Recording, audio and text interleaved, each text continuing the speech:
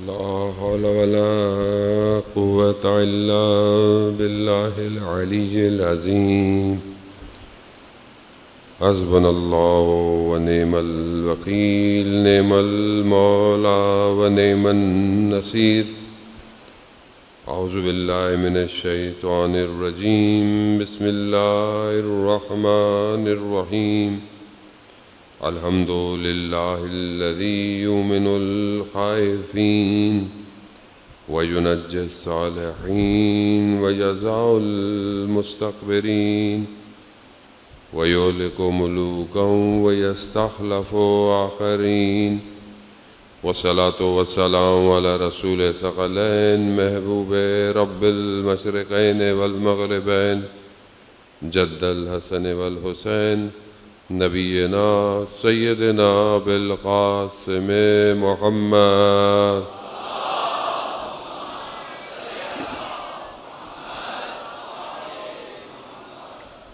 وعلى آله الطيبين الطاهرين المعصومين، لا سيما بقية الله في الأرضين. روحي وأرواحنا لتراب مقدم الفداء، ولعنة الله على أعدائهم أجمعين.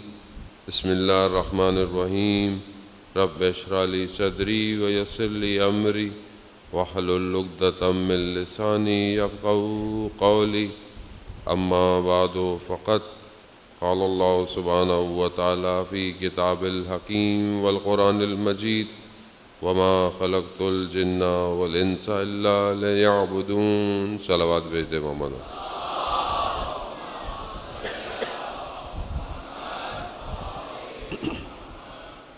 عزاداران شہید الشہداء، 7 محرم الحرام 2 دنوں کا مہمان رہ گیا ہے. سیدہ کا لال مخصوص شبیں ہیں اور ماہ محرم الحرام اور مجلس عزا اور عزاداری اس کے اپنے آداب ہیں. ان چند دنوں کے اندر ان آداب کا انسان خیال رکھے اور یہ محسوس کرے کہ امام حسین کربلا پہنچے ہوئے ہیں، مجھے کیا کرنا چاہیے. آپ کی خدمت میں پہلے بھی عرض کیا کہ کوئی ایسا کام انسان نہ کرے کہ اگر ہمیں بلایا جائے تو ہم کہیں اپنی غفلت میں اپنے امام کو بھول جائیں. مجلس درس گاہ ہے، مجلس تربیت کی جگہ ہے، مجلس وقت کے امام کے لیے سپاہیوں کو تیار کر رہی ہے. مجلس سے اٹھ کر انسان کے ایمان میں اضافہ ہونا چاہیے. یہی ہماری آپ کی دونوں کی یہی کوشش ہونی چاہیے. امام حسین علیہ الصلوۃ والسلام ارشاد فرماتے ہیں: صلی محمد وآل محمد، کہ جب امام نے مکہ سے احرام کو چھوڑ کر کربلا کی طرف رخ کیا اور امام نے جو فرمایا، پہلے میں آپ کی خدمت میں عرض کر چکا ہوں کیونکہ ضروری ہے کہ ہم اس بات کو بار بار سنتے رہیں کہ امام کربلا میں کس کو بلا رہے ہیں. امام فرماتے ہیں: جو اپنے خون کی قربانی کر سکتا ہے، جو دنیا کو چھوڑ سکتا ہے، جو خدا سے ملنا چاہتا ہے، پھر وہ نکلے، کوچ کرے ہمارے ساتھ. خوب یہی وہ شرائط ہیں جس پر امام کسی کو قبول کرتے ہیں، اور ہم اس پہ مختلف زاویوں سے گفتگو کر رہے ہیں. یہاں بہرحال ایک چھوٹا سا اعلان ہے آپ کی خدمت میں کہ باہر ISO کی جانب سے بلڈ ڈونیشن کا کیمپ لگا ہوا ہے، اور کسی کی ایک شخص کی یا ایک انسان کی جان بچانا انسانیت کی جان بچانا ہے. تو اگر آپ کے خون سے کسی کی جان بچ سکتی ہے تو پھر اس میں انسان کو دریغ نہیں کرنا چاہیے. دوسری کہ بہرحال ایک جوان کی برسی بھی ہے، شہید حسن رضا چند سال پہلے شدید بارشوں میں عباس ٹاؤن کے پیچھے جو نالا ہے وہاں پر کچھ لوگوں کی جان بچاتے بچاتے خود اس پانی میں بہہ گیا۔ محرم تھی اور مسلسل وہ جوان ان ایام میں، اس سے پہلے بھی مسجد امام بارگاہ اپنے محلے میں پورے بھرپور طریقے سے عزاداری کی خدمت کر رہا تھا۔ من ماتا حب آل محمد ماتا شہیدہ۔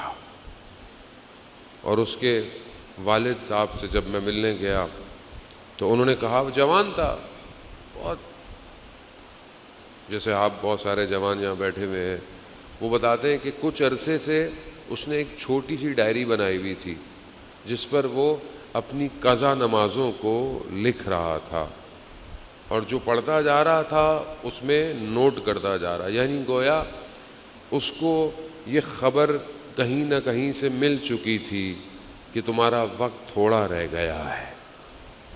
اور یہی وہ چیز ہے عزیزان محترم، یہ چند خوبیاں کہ جو میں نے آپ کی خدمت میں عرض کی کہ انسان کو آزاد ہونا چاہیے۔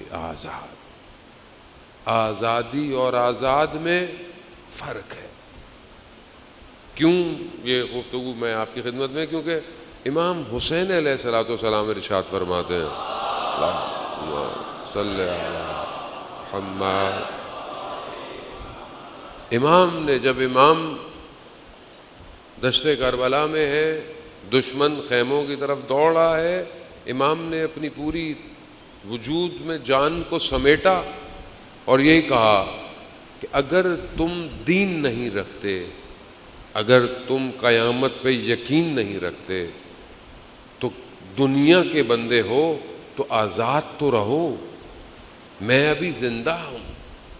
اب یہ آزاد ہونا، یہی آپ کی خدمت میں عرض کیا روایات کی روشنی میں کہ آزاد ہے، چاہے وہ مشکلات ہی میں کیوں نہ ہو، وہ آزاد ہے۔ وہ مشکلات میں اپنی آزادی کی قیمت نہیں دیتا۔ آزاد ہے وہ، آزاد جو شخص ہے وہ ہیلا اور مکر نہیں کرتا، یعنی دھوکہ نہیں دیتا۔ جو آزاد ہے وہ دھوکہ نہیں دیتا۔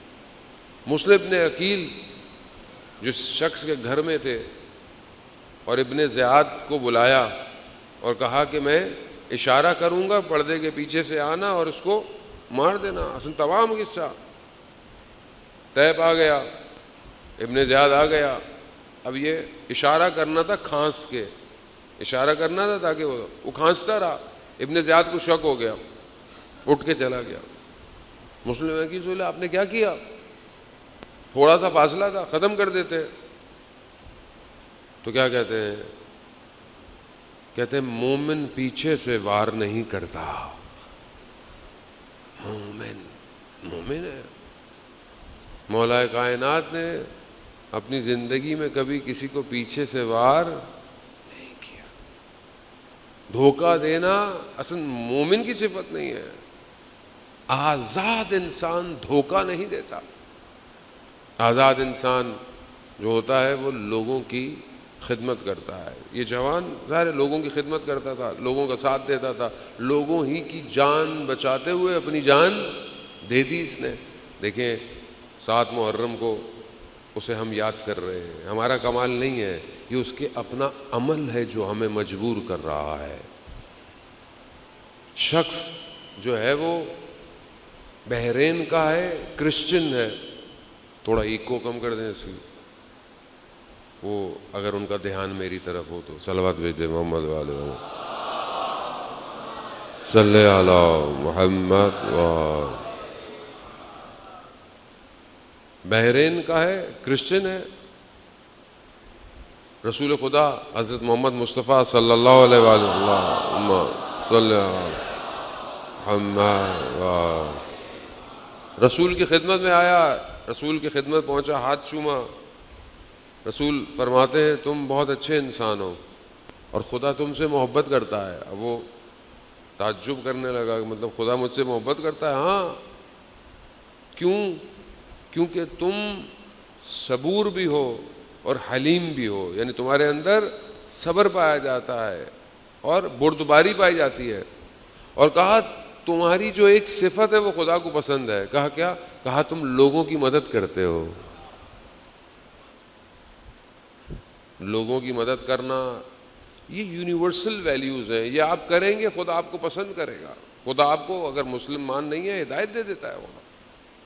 خدا رسول خدا نے اس کی صفت کو اجاگر کیا. خب یہ بہت اچھی صفت ہے کہ انسان، جیسے کل میں نے آپ کی خدمت میں عرض کیا کہ آزاد آدمی لوگوں کے حقوق کو ادا کرتا ہے. آزاد، قید نہیں ہے. اور آپ کے سامنے میں نے کل کافی مثالیں جو ہیں وہ اس کی بیان کی. خوب یہ آزاد جو ہے اسے اپنے آپ کو بھی آزاد کرنا ہے. آج دنیا مختلف طریقے سے ہمیں گھیر رہی ہے. دنیا سوشل پریشر پہ میڈیا کے ذریعے ذہنوں کو قبضے میں کر رہی ہے. آج دنیا انسانوں کو غلام نہیں بناتی، آج ذہن غلام بنائے جا رہے ہیں. جب ذہن غلام بنائے جائیں تو بدن کی ضرورت ہی نہیں ہے. پہلے زمانے میں جنگیں ہوتی تھیں، لوگوں کو غلام بنا لیا جاتا تھا، قبضہ کر لیا جاتا تھا، ملکوں پہ حملے کیے جاتے تھے، لوگ مجبور ہو جاتے تھے. لیکن اب اس سے بھی آسان کام کہ لوگوں کے ملکوں کو یا لوگوں کو اپنے کنٹرول میں لینے کے بجائے لوگوں کے ذہنوں کو اپنے کنٹرول میں لے لو.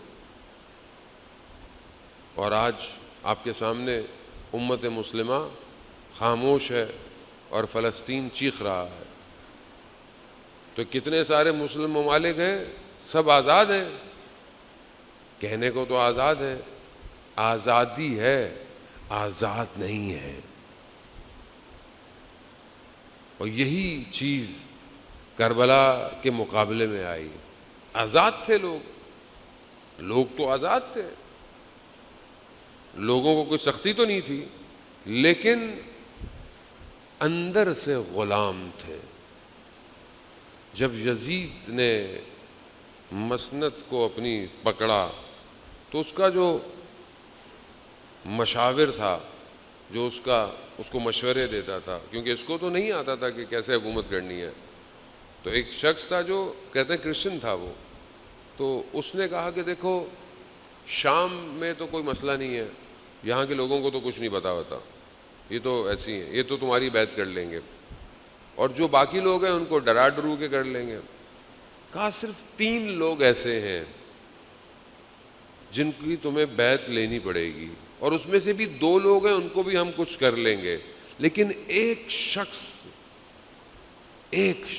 کتنی بڑی حکومت ہے، شام ہے، عراق ہے، ایران ہے، مدینہ ہے، حجاز ہے، کتنی بڑی حکومت ہے.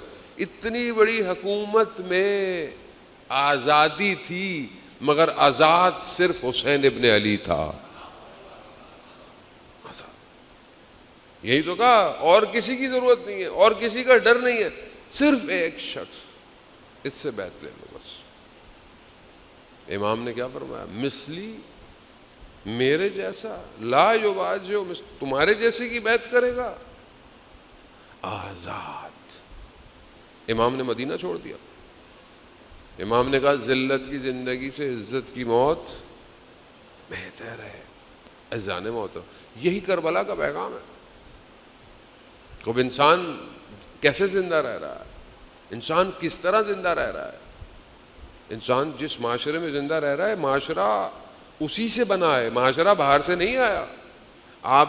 ہم اور آپ اعتراض کرتے ہیں مطلب فلانا حکمراں، فلانا آفیسر، فلانا منسٹر، فلانا XYZ، آپ کچھ بھی بول دیں، یہ سب کہاں سے آئے ہیں؟ سب کہاں سے آئے ہیں؟ یہیں سے آئے ہیں. معاشرہ، کیونکہ معاشرہ آزاد نہیں ہے، معاشرہ غلام ہے. اور جب غلام ہوتا ہے تو پھر اصل میں وہاں پر اس کے اندر پھر حالات آپ کے سامنے جو ہو رہے ہیں دنیا کے اندر. تو اپنے آپ امام حسین آزاد کرنے آئے تھے. امام حسین کو پتا تھا بدن ٹکڑے ہو جائیں گے مگر ذہن آزاد ہونا چاہیے. اور اسی کو بہرحال ہم آگے کی طرف بڑھیں. یہاں ممبر سے ایک اور بات کی طرف بھی متوجہ کرانا بہت ضروری ہے کہ ہمارے ہاں بہت سارے جوان جو ہیں وہ جبری گمشدگی کا سہ رہے ہیں، مسنگ پرسن ہے، کئی سال ہو گئے، نہ ان کے گھر والوں کو پتہ ہے، نہ ان کے والدین کو پتہ ہے۔ جو بھی بہرحال کسی کا بھی قصور ہو، اگر قصور ہے تو جو بھی متعلقہ ادارے ہیں ان کو چاہیے کہ ان کو کورٹ میں پیش کریں، تاکہ کم از کم ان کے ماں باپ کو، بہن بھائیوں کو، بیوی کو، بچوں کو پتہ تو ہو کہ شخص کہاں ہے۔ تو یہ بہرحال ہم ان کے لیے دعا بھی کرتے ہیں کہ وہ جہاں ہوں صحت اور سلامتی کے ساتھ ہوں، اور پروردگار انہیں جلد سے جلد جو ہے وہ رہائی عطا فرمائے۔ عزیزان محترم، انسان آزاد ہو، آزاد، تو وہ مصر کے زندان میں بھی آزاد رہتا ہے۔ حضرت یوسف زندان میں رہے مگر آزاد۔ 7 سال، 4 سال یا 14 سال، مختلف جو ہیں وہ احادیث و روایات جو ہمیں تاریخ بتاتی ہے۔ امام موسیٰ کاظم علیہ الصلوۃ والسلام، اللہم صلی علی محمد، امام کو جب پہلے زندان میں ڈالا گیا تو امام نے کہا پروردگار تیرا شکر، تو نے مجھے ایک ایسی جگہ عطا فرمائی کہ میں تیری عبادت کر سکوں۔ قید نہیں ہے، آزاد ہے۔ اور کہاں پر اتنے سخت زندانوں میں امام کو ڈالا، اور کتنی امام کے اوپر سختیاں، مشکلات کی، مگر امام خدا کی بارگاہ میں سجدہ ریز ہے۔ اب یہ آزادی چاہیے۔ کل آپ کی خدمت میں نے عرض کیا تو ایک وصیت نامہ کہ جو امام نے اپنے فرزند کو، کل میں نے آپ کو کہا تھا کہ میں اس میں سے کچھ حصہ آپ کی خدمت میں پڑھوں گا، اور میں حسب وعدہ جو ہے وہ خطبہ آپ کی خدمت میں لے کر آیا ہوں۔ صلوات بھیج دیں محمد و آل محمد۔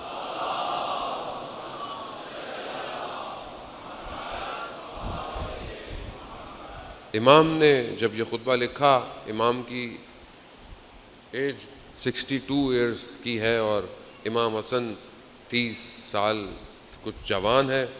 اب ایک باپ جو ہے، بوڑھا باپ، اپنے جوان بیٹے کو خط لکھ رہا ہے۔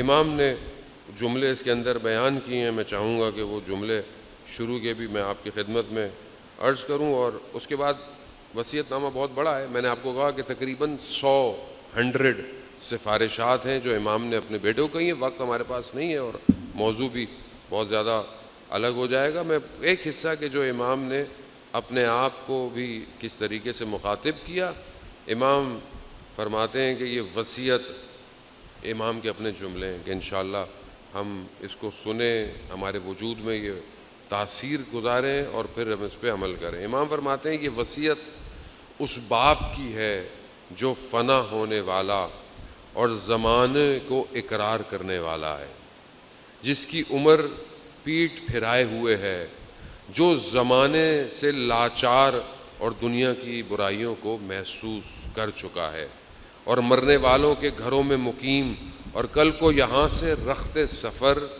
باندھنے والا ہے۔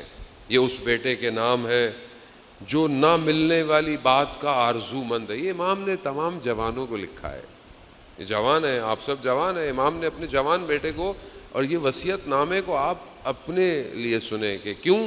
کیونکہ امام امت کے باپ ہوتے ہیں، امت کے جوانوں کو یہ سنیں۔ امام کیا فرما رہے ہیں کہ اس بیٹے کے نام کہ جو نہ ملنے والی بات کا آرزو مند، جادہ عدم کا راہ سپار، بیماریوں کا ہدف، زمانے کے ہاتھ میں گروی ہے، مصیبتوں کا نشانہ ہے، دنیا کا پابند ہے، اس کی فریب کاریوں کا تاجر ہے، موت کا قرض دار، اجل کا قیدی، غموں کا حلیف، حزن و ملال کا ساتھی، آفتوں میں مبتلا، نفس سے عاجز اور مرنے والوں کا جانشین ہے۔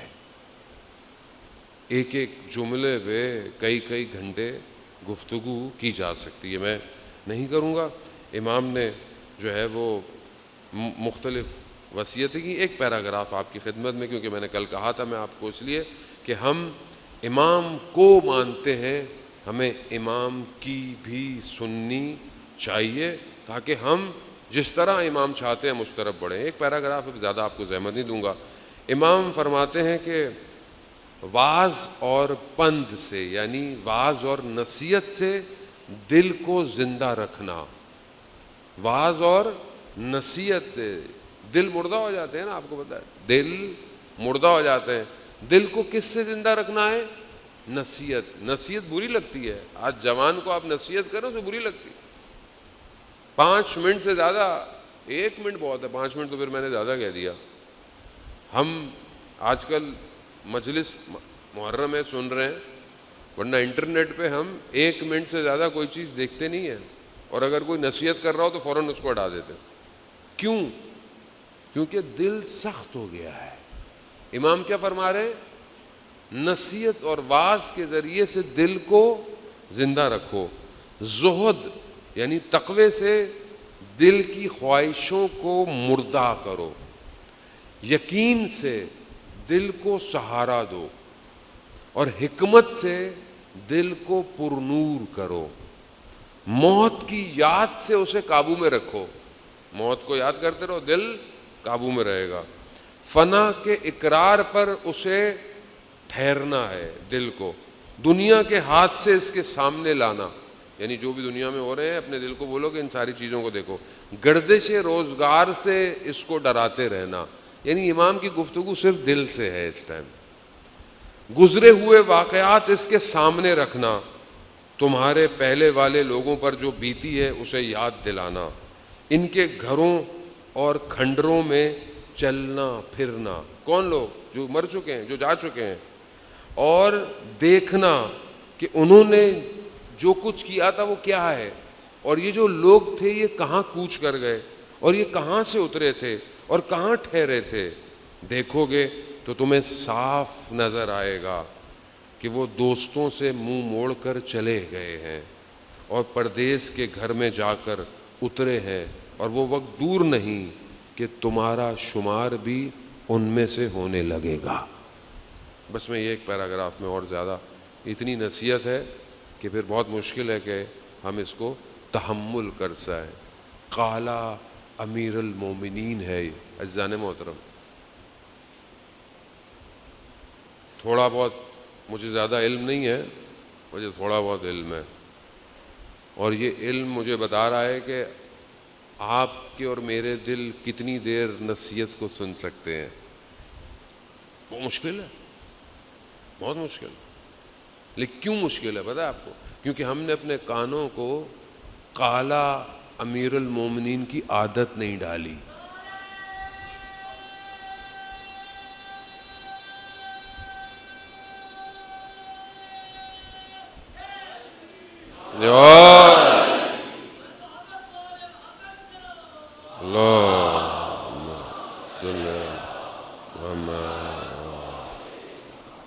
اب آپ کو سمجھ میں آیا امام کیوں نہج البلاغہ میں رو رہے ہیں, کیوں خون کے آنسو رو رہے ہیں, کیوں کہتے تھے کہ تمہیں میری بات سمجھ میں نہیں آتی. جب میں تمہیں جنگ کی بات کرتا ہوں, جہاد کی بات کرتا ہوں, تم کہتے ہو سردی ہے. سردیوں میں کہتا ہوں, گرمیوں میں کہتا ہوں, کبھی گرمی ہے کبھی سردی ہے. وہ باطل پہ ہوتے ہوئے اتحاد متحد, تم حق پہ ہوتے ہوئے بکھرے ہوئے ہو. کیوں؟ کیونکہ امام کی نہیں سنتے تھے, امام کو مانتے تھے. عزیزان محترم, اگر چاہتے ہیں وقت امام پہ پہنچیں, کیونکہ ہمارا مقصد وقت کا امام ہے. ہم سے ہمارے امام کا سوال, آپ سے مجھ سے کوفہ کا سوال نہیں پوچھا جائے گا. کوفہ میں لوگوں نے امام علی علیہ السلام کو کیوں اکیلا چھوڑ دیا, ہم سے نہیں پوچھا جائے گا. ہم سے یہ پوچھا جائے گا امام زمانہ کو تم نے اکیلا کیوں چھوڑا. لیکن امام زمانہ تک جانے کے لیے سب کے پاس سے ہو کے آنا پڑے گا. تاریخ دیکھنی پڑے گی, آخر کیا وجہ ہے کہ وقت کا امام اکیلا رہ جاتا ہے. کیا وجہ ہے کہ دوسرے امام کو, کہ جن کے آج بیٹے کی شہادت کی مناسبت ہے, کیوں امام کے خیمے سے جہاں نماز کو کھینچ لیا. امام کے خیمے سے کون لوگ تھے؟ امام کے ساتھ تھے. وجہ کیا تھی؟ دنیا تھی وجہ. دنیا گمراہ کر دیتی ہمیں. ہم اپنے آپ کو آزاد کریں، آزاد. اور ہمیں بہرحال یہ اس بات کو سمجھنے کی ضرورت ہے کہ جب آپ کربلا کی طرف آ رہے ہیں تو کون سی چیز، کون سی موومنٹ، کون سی چیز کربلا والوں کے سامنے ہے. آج جس معاشرے میں رہتے ہیں ہمیں پتہ ہونا چاہیے، ہماری گفتگو جتنی بھی ٹوٹی پھوٹی ہے وہ اس لیے ہے کہ ہم ایک سوسائٹی کو بلڈ کر سکیں. یہ سوسائٹی جب تک نہیں بنے گی ہم اپنے امام کے ظہور میں کوئی کردار ادا نہیں کر سکتے. ہم نے یہاں سے اٹھ کے ایک سوسائٹی بنانی ہے، سوسائٹی فارمیشن کرنی ہے. اور وہ کیسے ہوگی؟ جس طرح ائمہ علیہ الصلوۃ والسلام نے ارشاد فرمایا ہے ویسا ہی ہمیں آگے کی طرف بڑھنا ہے. امام جعفر صادق علیہ الصلوۃ والسلام ارشاد فرماتے ہیں اللہم صلی علی محمد وآل محمد.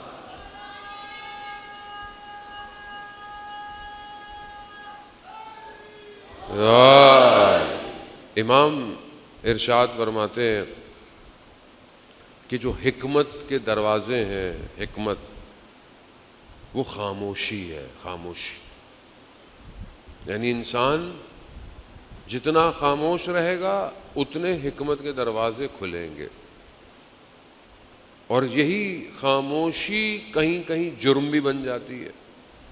مثلا خاموشی ہے تو ہم کہیں بولے نہیں، ایسا نہیں ہے. جہاں بولنا ہے وہاں بولنا ہے، اور جو چیز نہیں بولنی ہے اس سے دور. یہ خطبے کے اندر بھی بہت ساری وصیتیں کہ اپنے آپ کو دیکھ کر بولو. عزیزان محترم، خوب یہ اگر ہم چاہتے ہیں کہ ہم چیزوں کو سمجھ پائیں تو ہمیں اپنے آپ کو، اپنے وجود میں حکمت کے چشموں کو جاری کرنا پڑے گا. اور لیکن وہ آپ کیسے کریں گے؟ جب آپ اس دنیا کے شور سے اپنے آپ کو الگ کریں. یہ دنیا آپ کو دبا رہی ہے، یہ دنیا کے رشتے، یہ ساری چیزیں، اور آج کل جو معاشرہ ہے. اور ظاہر ہے ہر امام کو اس کے زمانے کے حساب سے دشمن اس کے سامنے آئے گا. اس زمانے میں امام کے سامنے یزیدیت، شمر، عمر ابن سعد، اور پھر لشکر کے ہتھیار بھی اسی زمانے کے حساب سے. ابھی امام کون ہے؟ آج کے امام جو ہے وہ آج کے زمانے کا. آج دشمن کون ہے؟ تو یزید کی جو صفات ہیں وہ آج کہاں پائی جاتی ہیں، اور یزیدیت کا جو سسٹم ہے وہ کہاں پایا جاتا ہے. کیا کیا یزید نے، کیا کیا یزید سسٹم میں؟ آج کیا ہو رہا ہے؟ آج گھوڑے اور تلواروں سے آپ کے مقابلے میں کوئی نہیں آئے گا. آج آرٹیفیشل انٹیلیجنس کا دور ہے، آج آئی ٹی کا دور ہے، آج سائبر سیکیورٹی کا دور ہے، آج فائننس کا دور ہے، آج کلچر، تمدن کا دور ہے. تمدن کو برباد کر دو، اخلاق کو برباد کر دو، فرہنگ کو برباد کر دو. لوگوں کو محسوس ہی نہ ہو کہ ان کے ساتھ کیا ہو رہا ہے. جنگ اسی کی ہے آج آپ مت سمجھیں کہ کوئی آپ کے سامنے آئے گا اور بولے گا کہ میں یزید کا نظام لے کر آنے والا ہوں. نہیں، وہ آج لا چکا ہے. وہ ٹی وی کے ذریعے، سوشل میڈیا کے ذریعے، ڈراموں کے ذریعے، آپ کے اسکول میں، آپ کے کالجز میں، آج آپ کے سامنے معاشرے میں کیا ہو رہا ہے. اور ہمیں کیوں محسوس نہیں ہو رہا؟ کیونکہ ہم سمجھ نہیں رہے کہ وقت کے امام کے مقابلے میں وقت کا نظام آئے گا سامنے. کربلا یہی ہے، کربلا ہمیں اسی طرف لے کے جا رہی ہے. اگر ہم ابھی بھی کربلا کو سمجھ نہیں پائے تو ہاں، ہم گریہ کر کے اٹھ کے چلے تو جائیں گے، مگر آج ہمارے وقت کا امام پھر بھی اکیلا کھڑا ہوگا.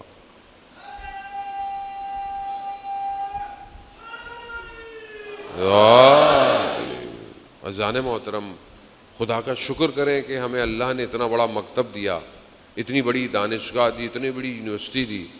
اگر آج ہم غربت کے عالم میں، یعنی غربت پیسوں والی غربت نہیں ہے، یہ غربت یعنی ایک آدمی اپنے وطن سے دور ہو، اور آج ہم اتنی کوشش بھی نہ کر پائیں کہ ہمارا امام ظہور کرے، تو اس میں قصور کس کا ہے؟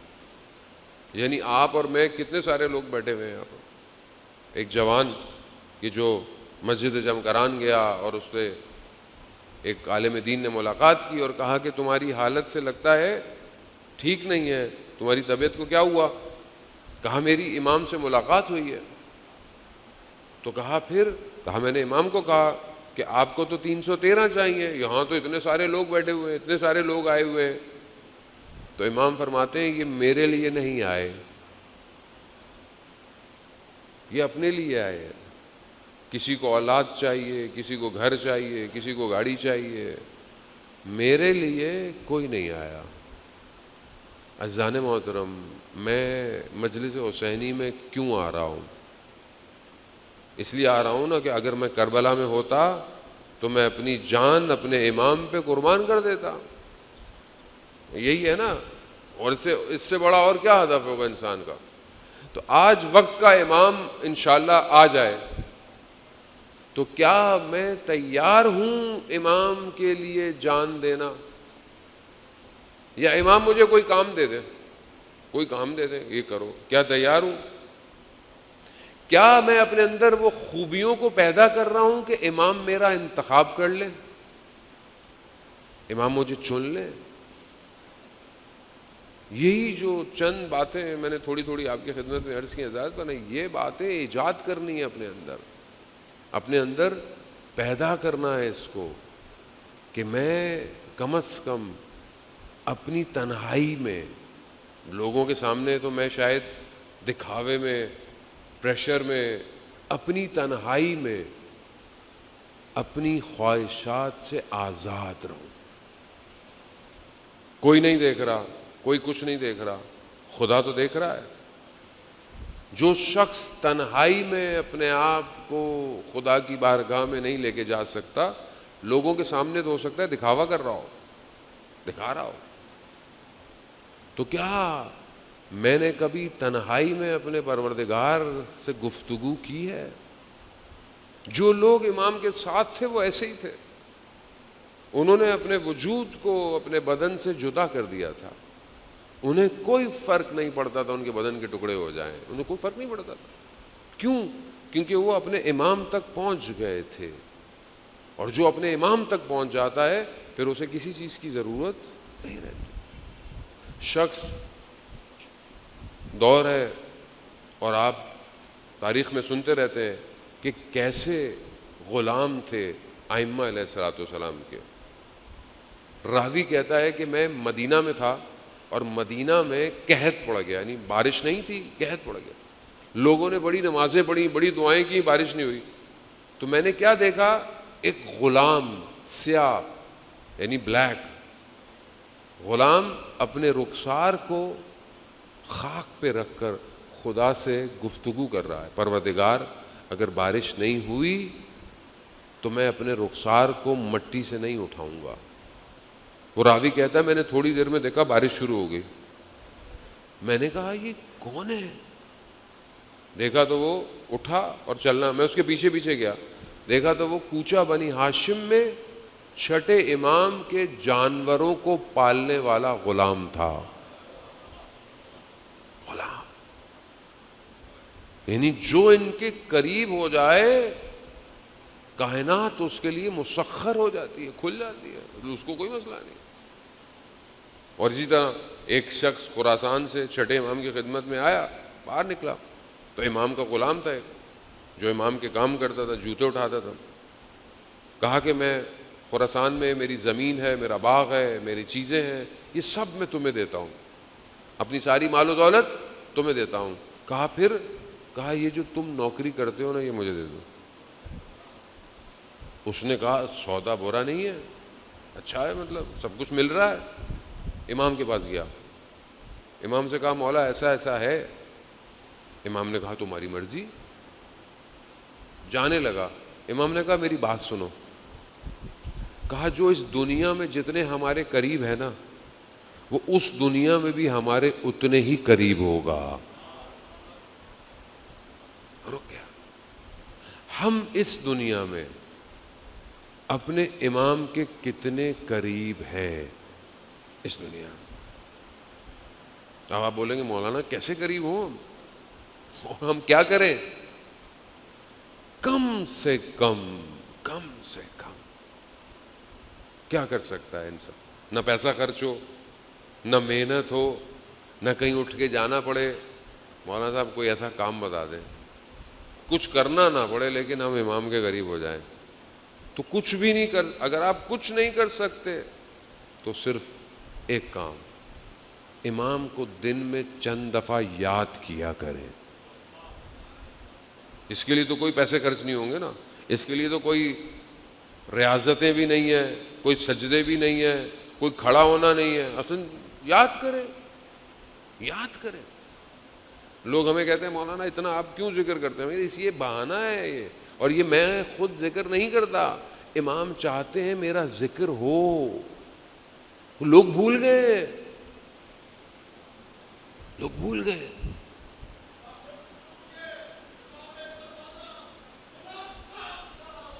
اللہم صلی علی محمد۔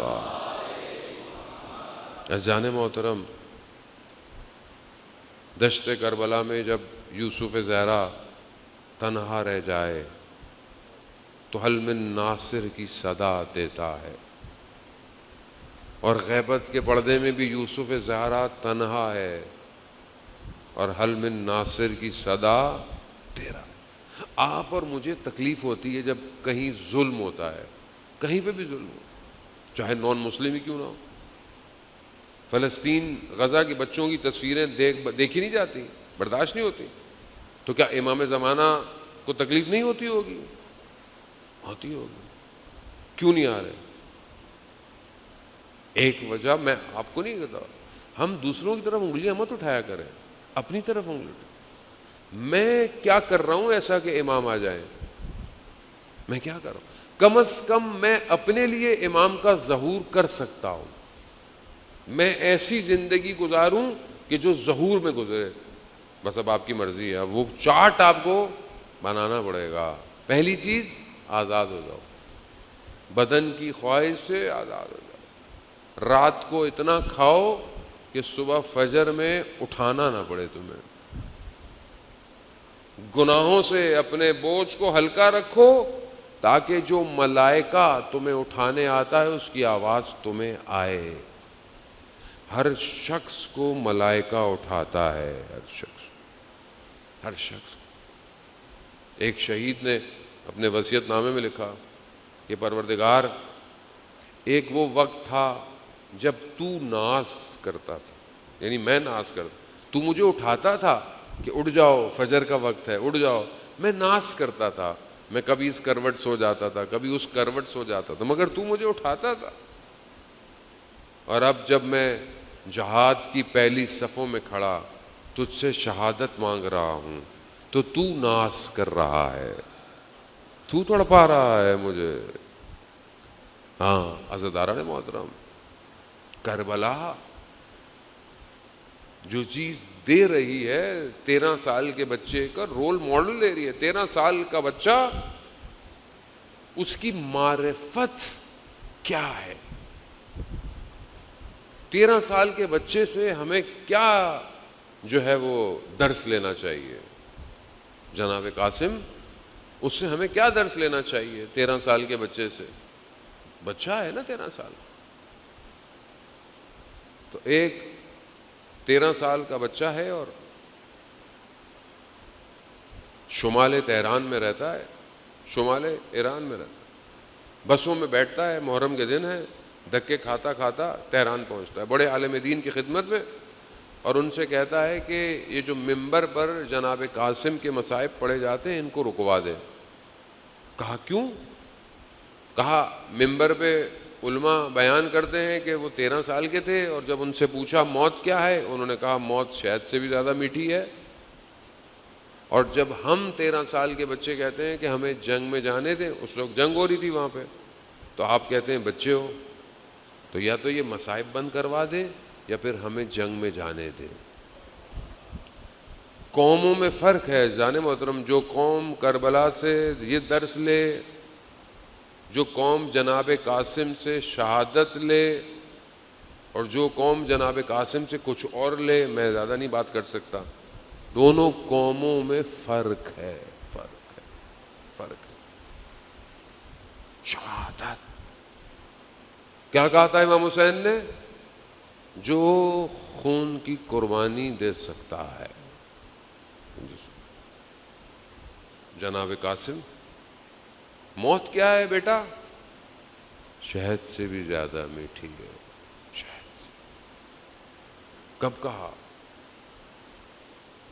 جب شب عاشور سب کو امام نے بتا دیا، یہاں گرے گا، کوئی وہاں گرے گا، یہ بچہ بیٹھا ہوا پیچھے سب سن رہا ہے، چھوٹا سا بچہ. اس نے یہی سوال کیا، چچا جان کیا ہماری باری نہیں آئے گی؟ ہاں عزتاران محترم،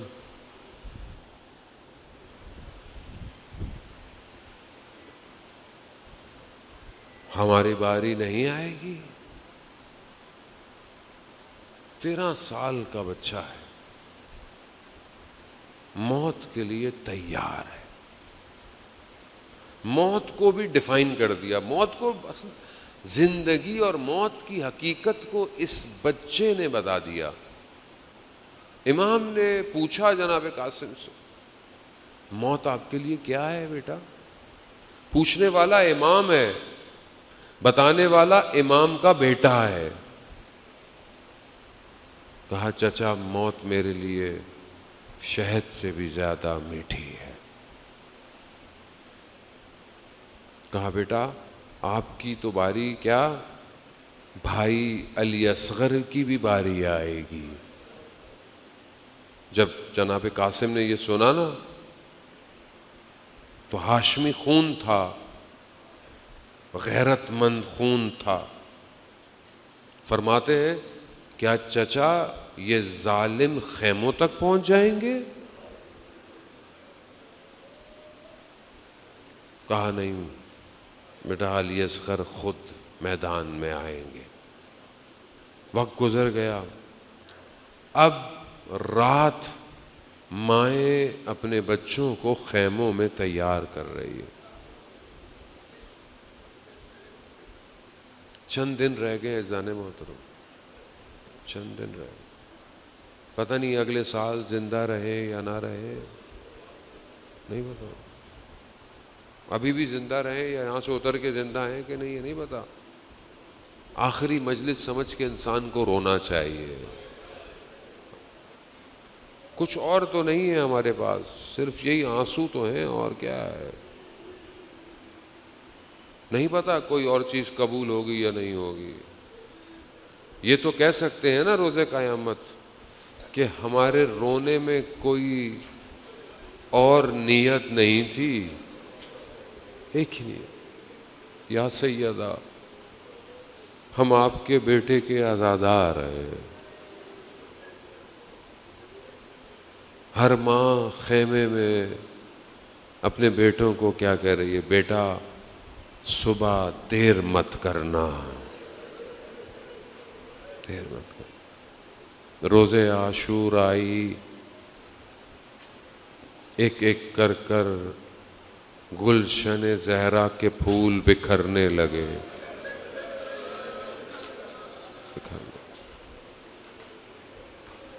جناب قاسم جاتے ہیں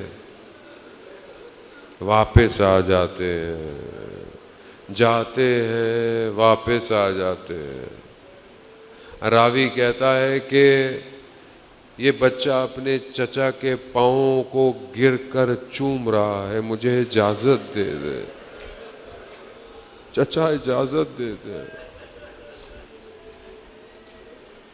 نہیں قاسم تم میرے بھائی کی نشانی ہو. قاسم بچہ خیمے میں گیا، ایک کنارے پہ بیٹھ گیا.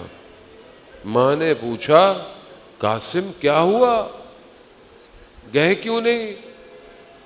کہا چچا اجازت نہیں دے رہے. کہا قاسم جب آپ چھوٹے تھے اور آپ کے بابا کی شہادت کا وقت تھا،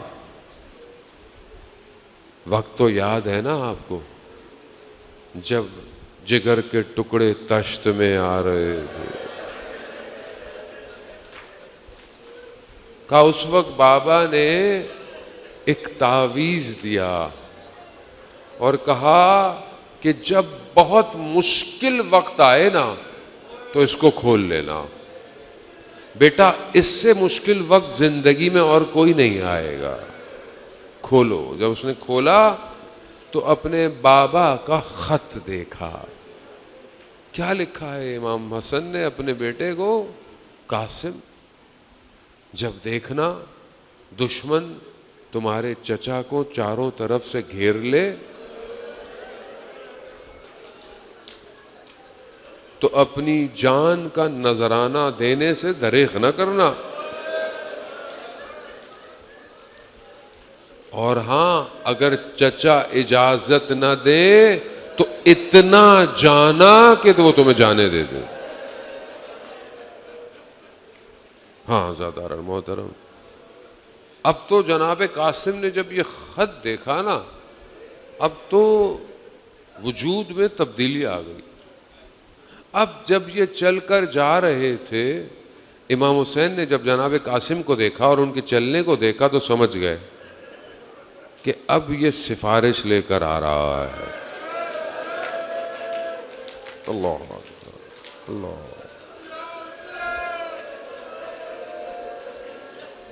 جناب قاسم گئے، چچا کو بابا کا خط دے دیا۔ اب آپ صرف تصور کریں، دشت کربلا ہے، پیاسا ہے، زخمی ہے، گھر والوں کو لے کر آیا ہوا ہے حسین، اس غربت میں بھائی کا خط آ گیا۔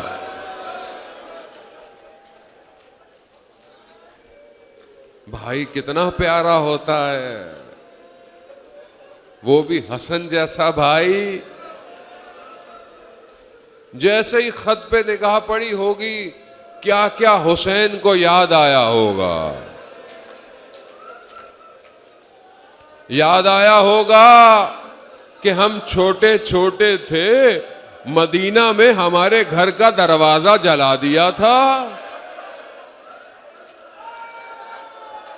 یاد آیا ہوگا کہ ہماری ماں دیواروں کے سہاروں سے چلتی تھی۔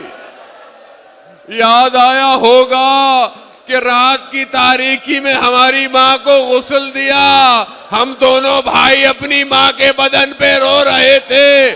ارے ایک ایک کر کر حسین کو نہ جانے کیا کیا یاد آیا۔ بابا کو ضربت لگی، بابا کو دفنایا، ارے میں نے اپنے بھائی کے جنازے سے تیر نکالے، ارے بھائی حسن اس غربت میں یہ خط آ گیا۔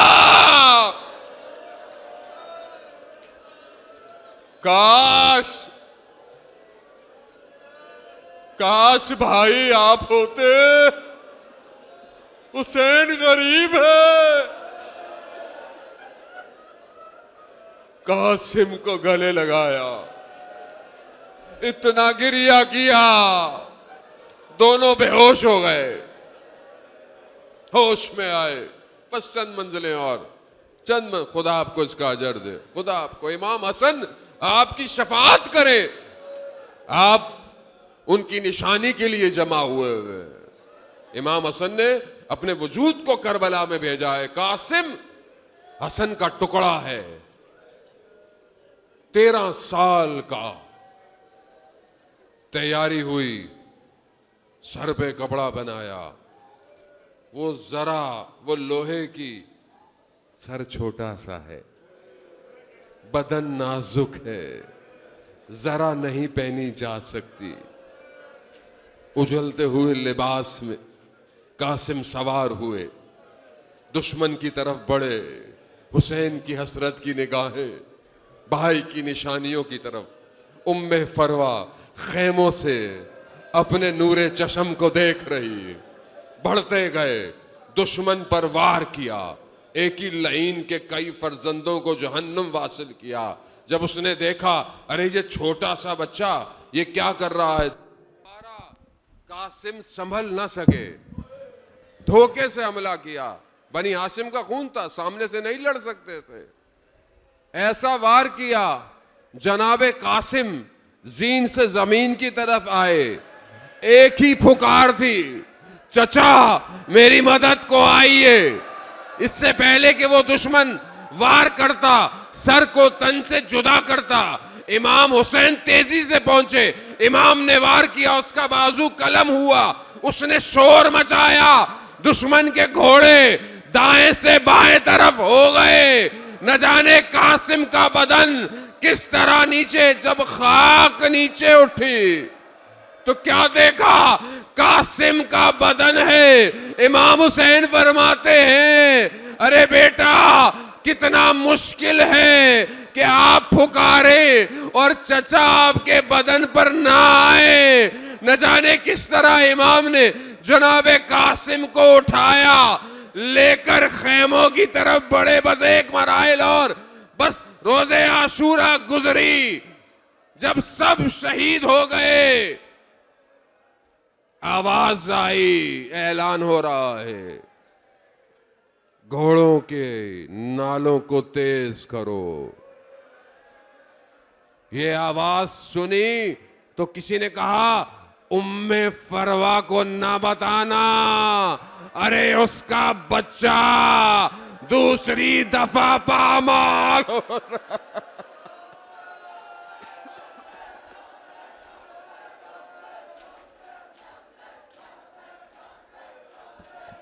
بھائی کی نشانی کو سرور گٹھڑی میں اٹھا کر لائے ہیں، غش کھاتی ہے ام فروا، سب رو کر نوحہ پڑھتے ہیں۔ ہائے ابن حسن کیسے تیرا بدن ٹکڑوں میں بٹا کربلا میں، یا حسین یا حسین یا حسین یا حسین یا حسین، خون میں تر ہو گئی غائے مہندی تیری، ایک شب کی دلہن تیری بیوہ ہوئی، آ گئے ہیں نبی رونے آئے علی، آ گئی فاطمہ کربلا میں، یا حسین یا حسین یا حسین یا حسین یا حسین یا حسین یا حسین یا حسین، ہائے نوشاہ پر کیا ستم ہو گیا، کر رہے ہیں ملائک بھی آہو بکا، کر رہے ہیں ملائک بھی آہو بکا، رو دیے انبیاء سب نے ماتم کیا، ارے ظلم ایسا ہوا کربلا میں، یا حسین یا حسین یا حسین یا حسین یا حسین یا حسین یا حسین یا حسین یا حسین، ٹکڑوں میں بٹا کربلا میں۔ سن کے پرسہ کرنا ہے تمام آدمیوں کو، میں مصرع پڑھا ہوں، سن کے پرسہ کرنا ہے۔ جتنے ٹکڑے حسن کے جگر کے ہوئے، ارے اتنے ٹکڑے ہیں مقتل میں تیرے ہوئے، قاسم نوجوان رو دیا آسماں، ہے قیامت بپا کربلا میں، یا حسین یا حسین یا حسین یا حسین یا حسین یا حسین یا حسین یا حسین یا حسین یا حسین، ٹکڑوں میں بٹا کربلا میں، ٹکڑوں میں بٹا کربلا میں، جا کے سرور نے مقتل میں آواز دی، ارے ہے کہاں پر نشانی میرے بھائی کی، ہے کہاں پر نشانی، ارے جس طرف رخ کیا میں یہاں ہوں چچا، آ رہی تھی صدا کربلا میں، یا حسین یا حسین یا حسین یا حسین یا حسین یا حسین یا حسین یا حسین یا حسین یا حسین یا حسین، ٹکڑوں میں بٹا کربلا میں، ہائے نوشاہ پر کیا ستم ہو گیا، ارے کر رہے ہیں ملائک بھی آہو بکا، کر رہے ملائک بھی آہو بکا، رو دیے انبیاء سب نے ماتم کیا، ظلم ایسا ہوا کربلا میں، یا حسین یا حسین یا حسین یا حسین یا حسین یا حسین یا حسین یا حسین یا حسین یا حسین یا حسین، ہائے ابن حسن کیسے تیرا بدن ٹکڑوں میں بٹا کربلا میں، ارے جتنے ٹکڑے حسن کے جگر کے ہوئے اتنے ٹکڑے ہیں مقتل میں تیرے ہوئے، اتنے ٹکڑے ہیں مقتل میں تیرے، ارے قاسم نوجوان رو دیا آسمان، ہے قیامت بپا کربلا میں، یا حسین یا حسین یا حسین یا حسین یا حسین یا حسین یا حسین یا حسین یا حسین یا حسین، عباس عباس آئے عباس عباس عباس آئے عباس عباس، سب مل کر جواب دینا ہمیں مولا، آئے عباس عباس عباس کی بہن کا اب کون آسرا ہے، عباس عباس عباس عباس، ارے بازو کٹا کے غازی بازو کٹا کے غازی، رے دریا پہ سو رہا ہے، یا حسین یا حسین یا حسین یا حسین یا حسین یا حسین یا حسین یا حسین یا حسین، عباس عباس آئے عباس عباس، ارے بہنوں کی آس تھا جو نیزے پہ اس کا سر ہے، غازی کے بعد پہلا زینب کا یہ سفر ہے، سر پہ ردا نہیں ہے، سر پہ ردا نہیں ہے، ارے بازار آ گیا ہے، یا حسین یا حسین